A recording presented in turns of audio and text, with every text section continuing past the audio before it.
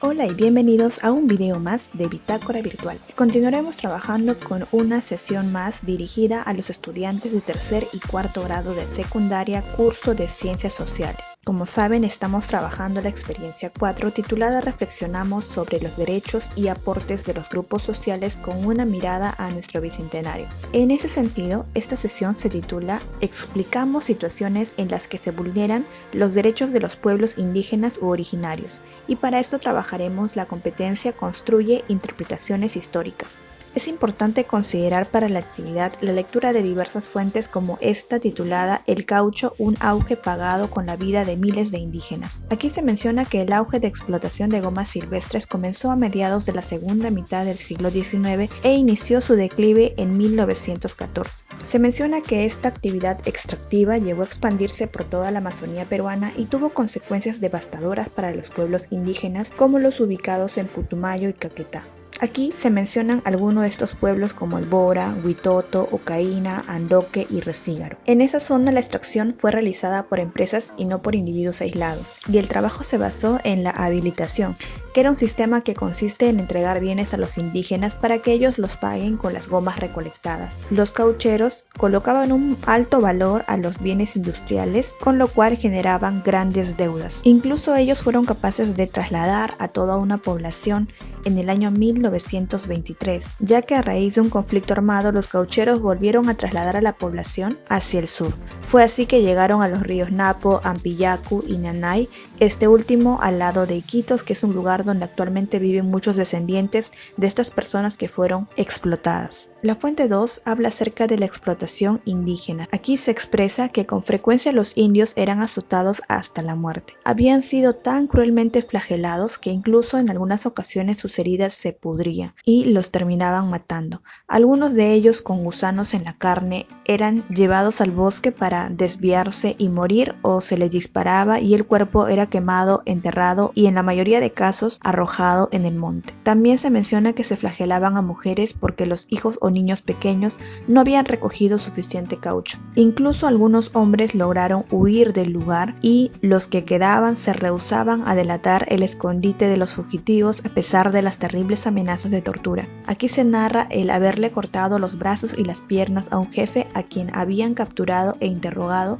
y este había preferido sufrir dicha muerte antes que delatar el refugio de los que habían huido. Los siguientes textos tienen que ver con el trabajo forzoso. Aquí se manifiesta que la información que existe actualmente apunta que el trabajo forzoso está presente en actividades como la tala ilegal de árboles, la minería ilegal, el trabajo doméstico, entre otras. Sobre la tala de árboles se aclara que es más común en la región de la Amazonía, donde los patrones madereros arreglan contratos con el objetivo de acceder generalmente de manera ilegal a los recursos madereros más valiosos. Con este contrato, los miembros de la comunidad suelen terminar endeudados con los patrones en virtud a la sobrevaloración de los productos adelantados o anticipados, a lo que se suma el poco valor económico que se le da a la madera que se puede extraer. De esa manera se les convierte en peones por deudas. Otra modalidad del trabajo forzoso en la tala de árboles es la captación de personas y el traslado a estos lugares para trabajar en campamentos madereros, donde también se presenta la figura de generar supuestas deudas. Aquí es importante recalcar que se restringe la libertad de movimiento de los trabajadores a través de la retención de documentos. Este trabajo forzoso también se evidenció a partir de la tercera década del siglo XX, en donde los patrones pasaron a extraer otros recursos naturales demandados por el mercado internacional y continuaron así explotando. Los patrones controlaban la mano de obra barata o gratuita indígena. A partir de 1974, la Ley de Comunidades Nativas permitió la titulación de tierras para asentamientos indígenas. Sin embargo, hay poblaciones indígenas cautivas en los fundos que permanecieron bajo relaciones de servidumbre e incluso esclavitud, como la provincia de Atalaya, que estuvo en esta situación hasta fines de la década de 1980. Finalmente, este texto menciona que muchas de las instituciones y prácticas originadas en la colonia, como la servidumbre o esclavitud, se conservan hasta el presente en un contexto contexto más moderno. Esa situación se denomina trabajo forzoso, que es aquel que se realiza bajo amenaza de una pena cualquiera. Las personas están forzadas a trabajar mediante el uso de violencia o intimidación, o por medios más sutiles como una deuda manipulada, retención de documentos de identidad o amenazas de denuncia a las autoridades de inmigración. Considerando esta información, vamos a desarrollar la actividad. Completa el esquema especificando cuáles son los cambios y permanencias en cuanto al respeto de los derechos humanos y las condiciones de trabajo de los pueblos indígenas originarios de la Amazonía. Entre los aspectos consideraremos los derechos humanos relacionados con esta situación. Por ejemplo, el derecho a que nadie será sometido a esclavitud ni servidumbre, el derecho a no ser sometido a torturas ni tratos crueles o inhumanos, el derecho a la libre circulación y elegir libremente la residencia, el derecho al descanso y el disfrute del tiempo libre, el derecho al bienestar como alimentación, vivienda, asistencia médica, vestido y otros servicios sociales básicos. Por ejemplo, sobre el primer derecho relacionado con la esclavitud y la servidumbre, un cambio que podemos observar